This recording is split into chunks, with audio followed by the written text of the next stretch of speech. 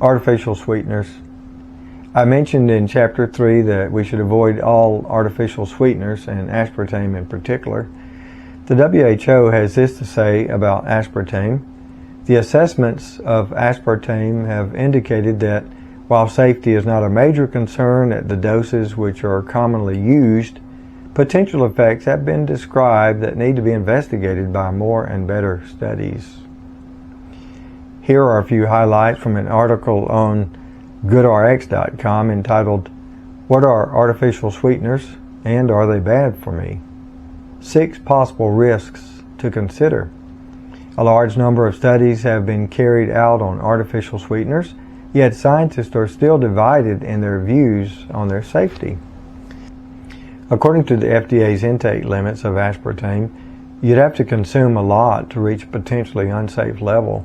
A 60-kilogram person would have to consume 75 packets of an aspartame sweetener per day to reach the limit that's considered safe. That's equal to drinking about 9 12-ounce cans of a diet soda that contains aspartame. What are the possible side effects of consuming artificial sweeteners?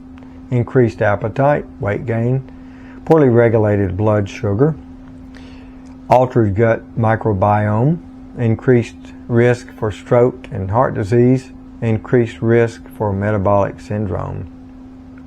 My policy is, when in doubt, cut it out.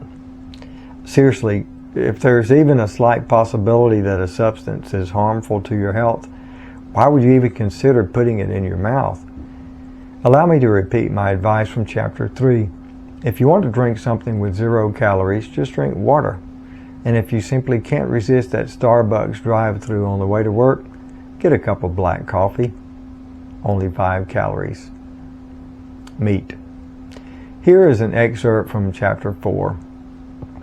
At what point in our society did we go from producing and preparing our own food to depending on so-called food manufacturers to provide for our nutritional needs? And by the way, I consider the term food manufacturer to be an oxymoron. God created the body, and He created all the food the body needs to stay healthy. And God said, "See, I have given you every herb that yields seed, which is on the face of all the earth, and every tree whose fruit yields seed. To you it shall be for food." Genesis 1:29. Then, after the flood, God added meat to the diet. "Every moving thing that lives shall be food for you.